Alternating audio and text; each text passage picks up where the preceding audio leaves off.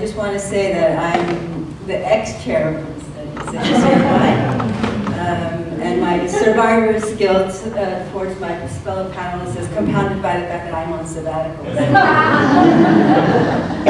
But I do want to also thank Kathleen and the really gracious staff at CSW for hosting this wonderful gathering. And initially when I was trying to kind of think about writing this paper, it was really hard to think about, kind of either veering away from kind of, a litany of rants and complaints. And, what I was talking to Anjali and Lucy on our ride here, or a kind of dumb optimism, right? Which is just a bunch of wishful scenarios. And so, I think initially the title of my paper, which is Universities Without Cores, was Professors Across Borders, because I was really thinking about, not just myself, but many of us who've actually had to occupy lots of different positions, either as core faculty or affiliated faculty or as administrators across all of these regions.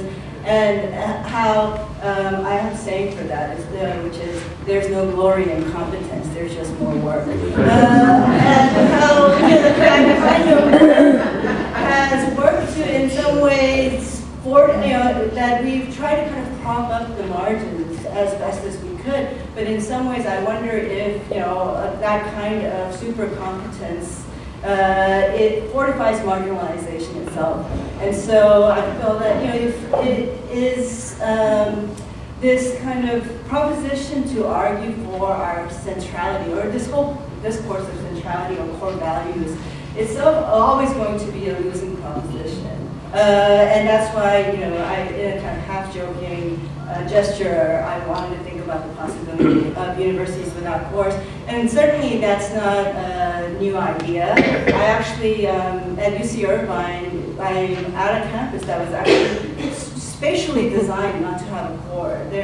All of the buildings are on a kind of donut that's called a ring road. And it was designed precisely to prevent central location of kind of gatherings as well. So there are ways in which other people have thought about universities without cores in a different way.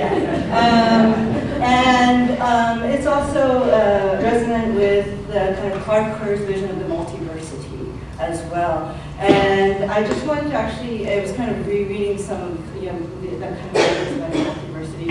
And the one thing that I did want to point to was one of the interesting ideas about this idea of the multiversity was this balance between access and excellence, that the new multiversity would try to do both. And I'm concerned that this kind of constant struggle to argue about our excellence compromises somewhat that other half of that whole, especially right now with the incredible rise of student tuition, where we're fighting the excellence battles, and we're in some ways, how is that eclipsing that other half of that whole, which is really about access that we really lost a lot of ground on.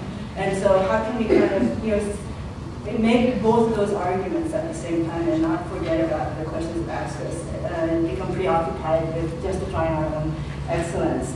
And I don't know how many people were able to actually read the paper that was submitted, but I was also kind of having fun with the genre of it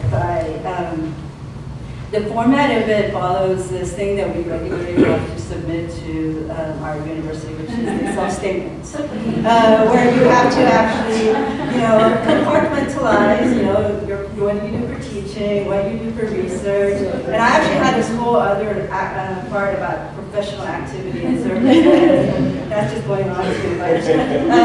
But how I feel like, I think it's really difficult to be visionary or argumentative without always being caught back within that kind of institutional logic of self-justification. And I thought that one of the things that the self-statement never really asks you to do is talk about how much you like your job. Talk about your value, or your contribution. And I just want to say something that I didn't get to say, which is, I'm completely really fully a product of all of these. I was an ethnic studies undergraduate major. I did an interdisciplinary PhD in history of consciousness. My only and ever job was in women's studies. And for me, despite all of the kind of struggles, the budget crisis, the lack of respect, teachers, administrators, other colleagues all around, is that being in women's studies is always, I've always seen it as this incredibly unique, free place of thinking. The thing that I just wanted to say about that was that I wonder, one of the things that I've been really concerned about is that is a certain kind of, I wouldn't say a trend, but there's enough number of critical mass of kind of graduate students and junior colleagues who really think about being 100% in women's studies as a position of vulnerability or a position of a kind of intellectual demotion. And they always want to kind of keep one foot in a disciplinarian or one eye towards their disciplinary affiliation. I'm kind of just putting that out as a question because I remember when we were, I think Inderpal will remember this, because when we interviewed applicants for jobs in women's studies, one of the questions we've always asked them is, what do you feel about having a 100% position in women's studies? And the bad answer given by a trained in a discipline was, I wouldn't mind.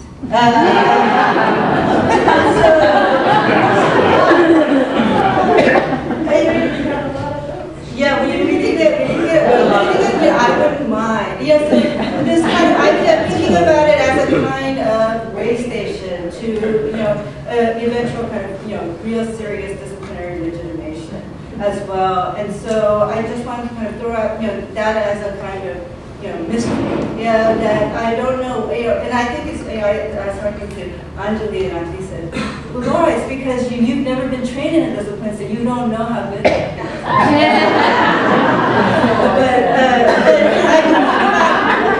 I think that's the question that I want to pose to the audience, is that what is that kind of tension that we feel? Rather than thinking about this as a side of vulnerability, I mean, I've always, as much as it's involved a lot of work with, but it's always been such a place of richness and innovation, fantastic colleagues, that, I want to just keep that as something that, that we actually are doing really interesting, wild thinking, and we've been doing that for a while, and that we don't have to try to kind of domesticate or frame that as in the terms that are valued by the university administration. So there's that, and so I'm going to just actually add one more. So that's a mystery that I have. So one more thing that I want to think about that is a kind of dream that I have about something that I think women's studies can do is that I'm always really amazed if you've ever gone to kind of women's studies conferences in other countries or feminist studies conferences. And I've gone to several now at Korea, and I'm always completely humbled by the amount of resources that that are expended to bring international scholars, the amount of resources that are put for simultaneous translation. And so I don't think that, in terms of the ways in which we felt very kind of besieged, we haven't had that kind of really outward-looking orientation to think about the ways in which, not just the ways in which kind of the knowledges that are produced in the U.S. Go outwards, but what are our responsibilities in a transnational frame of actually bringing and seriously hosting scholars from elsewhere and kind of hosting these truly international multilingual gatherings. And I feel like I want to just pose that as one of the things that we can kind of pitch for. And not just in terms of gatherings, but the other field that I think, interdisciplinary field that was not listed in that list is area studies. And so a really serious engagement, not just with the kind of area studies scholarship that's being produced within the U.S. Academy, But I think, one of the ways in which we can make ourselves kind of, really relevant and exciting is to encourage each other and our students to engage with that scholarship that's being produced elsewhere, and to take that seriously, because there's a lot of interesting work that doesn't necessarily come within the kind of orbit of the U.S. university presses or the Blackwell, the kind of U.S. Europe access to publication that I feel like we should really be mindful of. In addition to the idea of trying to, do really kind of serious fundraising to host these kind of really international gatherings in most cities in the U.S. So I'm going to stop right